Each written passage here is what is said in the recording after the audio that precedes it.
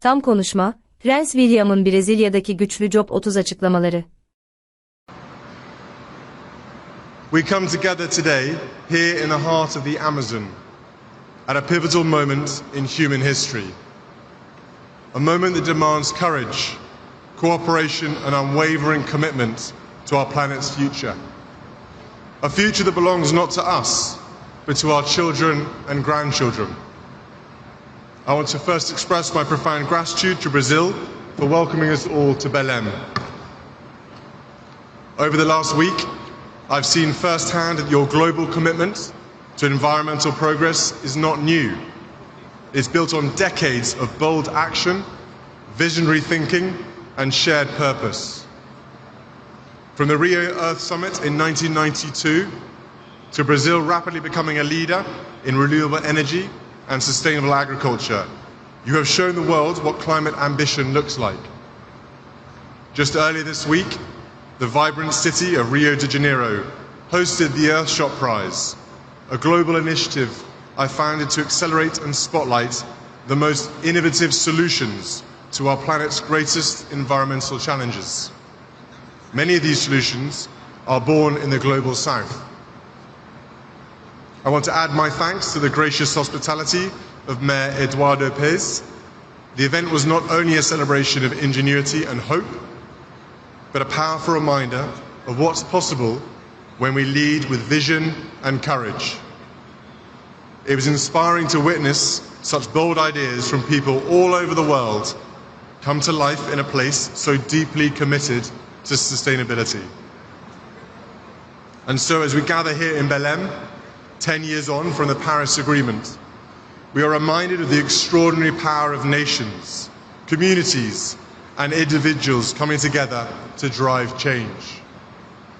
Where we unite behind shared purpose, we can scale and accelerate solutions that transcend borders.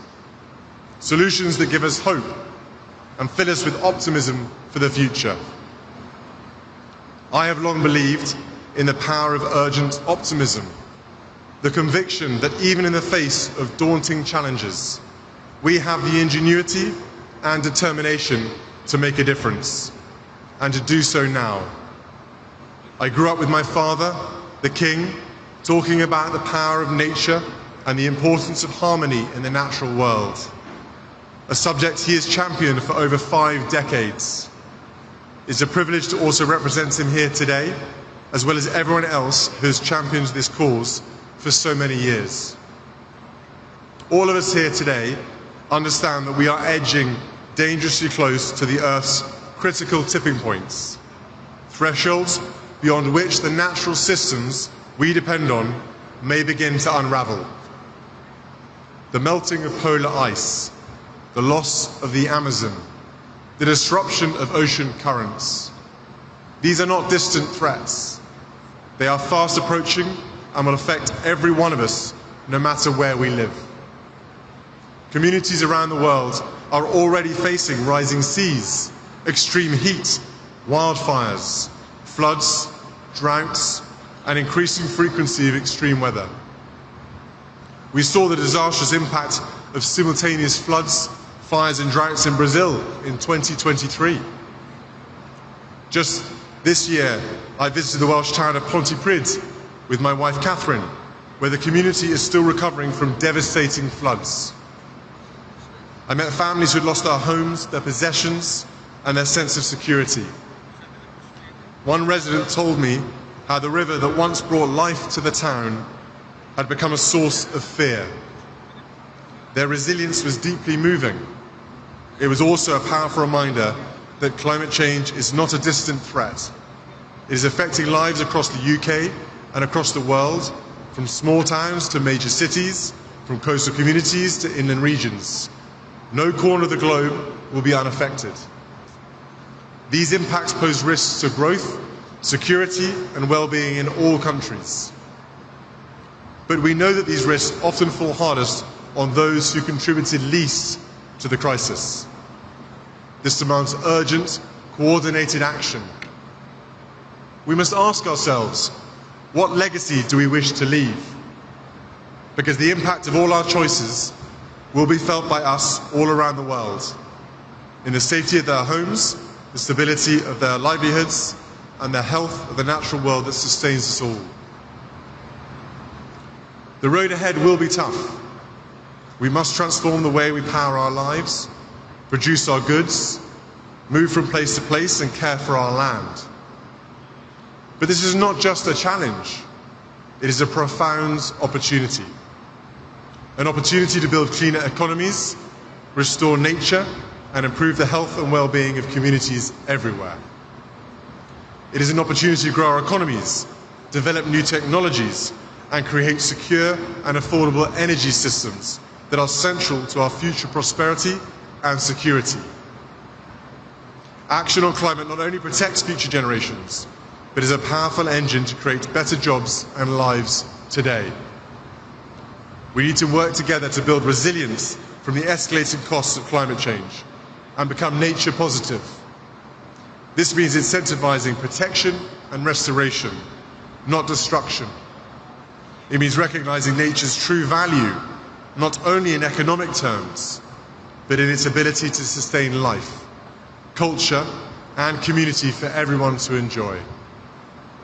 As we stand together in the heart of the Amazon, a region not only vital to global climate stability, but also home to indigenous communities who have safeguarded these forests for generations, we are reminded that true climate leadership means listening to those who have lived in harmony with nature and empowering them as stewards of the planet's most precious ecosystems.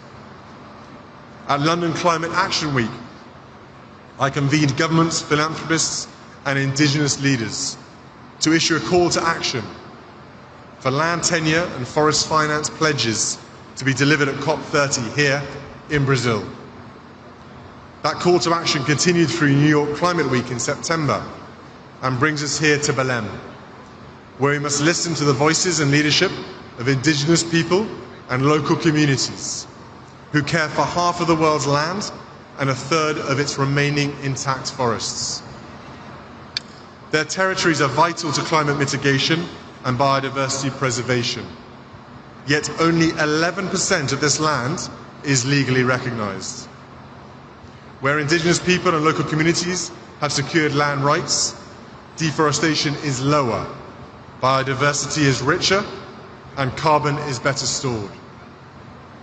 Yet nearly 800 million hectares of their land remain unrecognized.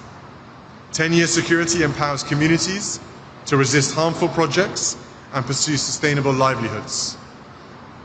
This is not just a moral imperative, it's a practical climate solution to the climate and biodiversity challenges our planet faces. Let us build a future where indigenous people and local communities are recognized as global climate leaders, where their rights are protected, their voices heard, and their knowledge respected as vital to the health of our planet. This week in Rio, I had the privilege of meeting representatives from indigenous people and local communities at events hosted by the Earthshot Prize and the Royal Foundation's United for Wildlife programme. Their connection with and tireless efforts to protect nature are nothing short of inspiring.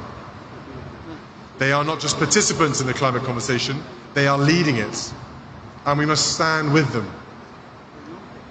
But it is also important to acknowledge the progress we have made.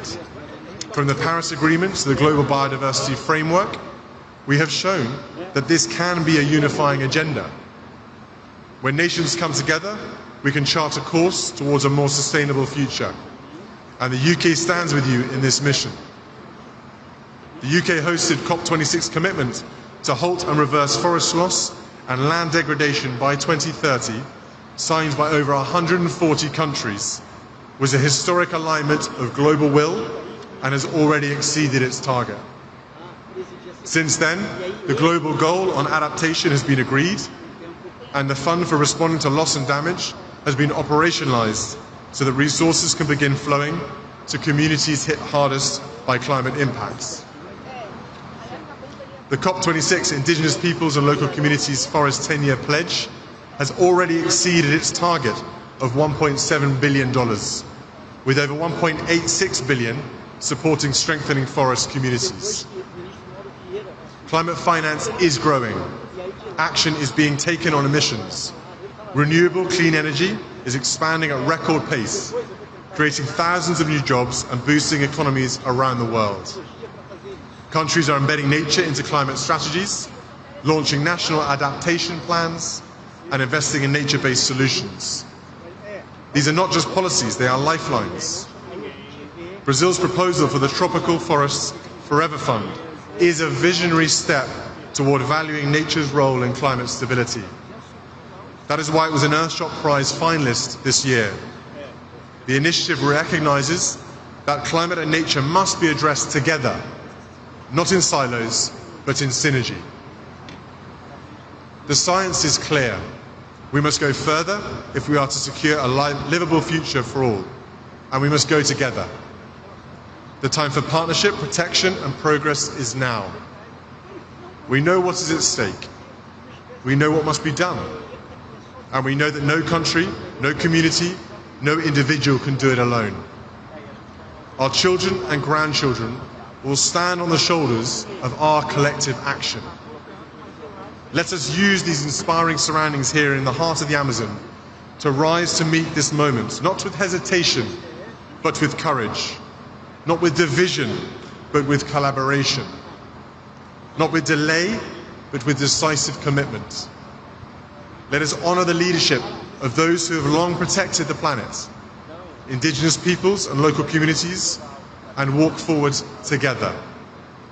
Let us build a future where nature is valued and where every child inherits a world of prosperity, not peril. Let us rise to this moment with the clarity that history demands of us. Let us be the generation that turns the tide, not for applause, but for the quiet gratitude of those yet to be born. This here at COP30 is our moment. Let us not waste it. Our children and grandchildren are watching and hoping. Obrigado.